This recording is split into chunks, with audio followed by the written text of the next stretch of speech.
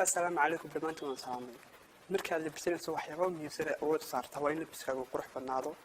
soo jiidashana uu lahaado laakiin waxa la wax aad iyo aad ugu muhiim ah biskaaga kaasoo waliba kor u qaadaya saynu ogaan waxyaabahaas waxay yihiin fadlan muuqaalka la dhameyso adiga maasan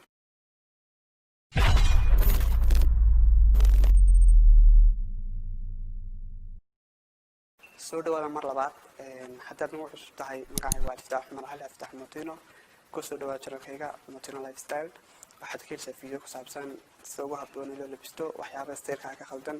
sida steelka kor u qaad lahayd labiskaaga marka la labisto waxyaabaha ugu muhiimsan ee aad saartaa waa in labiskaagu noqdo mid perfect ah soo jiidasho leh dadka indhahoodana markaa ay qabanayaan laakiin waxa aad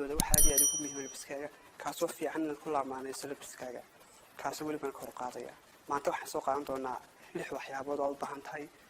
in labiskaaga ku laamaanayso oo aad ku ladho si labiskaaga kor ugu qaado dadka caalamka oo dhan way ka sameeyeen 6 waxyaabood youtuberada caalamka oo dhan way kula taliyeen dadkooda inay isticmaalaan aniguna waxaan jeclaystay maanta dadka Soomaaliyeed inaan la wadaago waxyaabahaas waxay yihiin si ay ula saan qaadaan caalamka shayga koowaad ee u baahan tahay in la isticmaasho waxa weeye waa gacmaha ma garanayo Soomaali waxa lagu dhaho gacmaha haddii aad garanayso fadlan comment-ga noogu reeb kelmad u dhiganta gacmaha gacmuhu waa waxyaabaha ugu muhiimsan baan oran karaa marka la labisanayso faa'iidooyin badan bay leeyihiin waxa ay qaab u yeelayaan gacantaada iyo dharka ama labiskaada xidhan tahay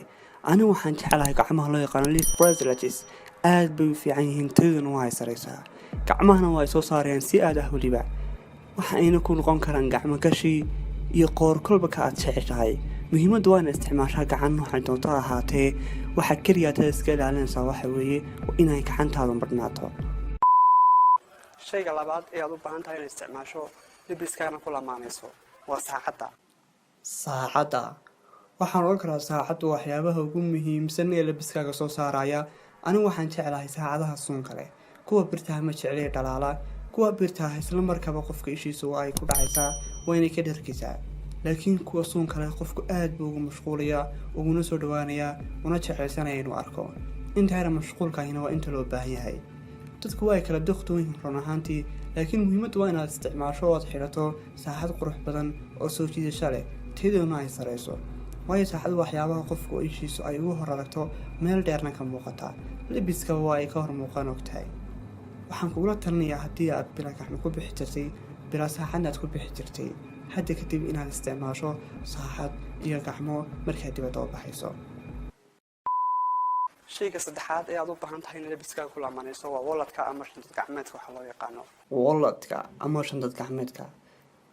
inaad haysato shandada lacagta iyo kaararka lagu rito waa waxyaabaha ugu muhiimsan ee steelkaaga iyo labiskaaga kor u qaadaya gaar ahaan markaad dibadda u baxayso kaana dhigay gentleman inaad ka isticmaalis lahayd aad jeebada ka soo saarto ama lacagaas lahayd meel ku bixi jeebada ka soo saarto iyo adiga oo ka soo saara shandad kaarkii iyo lacagtaas lahayd meel ku bixi waa ay kala duwan yihiin waana garan kartaa farqiga u dhaxeeya haddii aad haysan waxaad isticmaali kartaa oo aad soo iibsan kartaa shandadaha gaar ahaan kuwa loo yaqaano one-layerka ee aan ballaanayn aadka u qaradayar jeebkaaga ka muuqanin haddii aad u baahan tahay shandadaha one-layerka waan ku hayaa igala soo xidhiidh Instagram-kayga linkigiisa ayaan xag hoose kugu dhaafaya ama description-ka haddii kale waa available waad ka helaysaa goobaha ganacsiga oo dhan laakiin waxaad soo qaadataa shandad qaradeedu yar tahay one-layer ah jeebkaaga aan ka muuqanin ballaanayna wax kastana ku qaadaysa shayga afaraad ee aad u baahan tahay in labiskaaga ku lamaanayso waxa weeye waa muraayaduhu sidoo kale waxyaabaha ugu muhiimsan ee labiskaaga soo saaraya muraayaduhu wejiga ay kusoo kala baxaan waxaana ku xidhan tahay kolba wejigaagu sida uu samaysan yahay waxaan kaga hadli doonaa insha Allah muuqaalo soo socda sida ay muraayaduhu ugu soo kala baxaan wejiga waayo waa mawduuc aad u muhiim ah dadkuna ay u baahan yihiin inay kala bartaan anigu waxaan jecelahay muraayadaha rectangle-ka waayo wejigayga ayaa samaysan qaabka V-shape-ka muraayaduhu waa ku muhiim sidoo kale wejigaaga ayaa soo saarayaan qaab noo yeelayaan hadda kadib haddii aad isticmaali jirin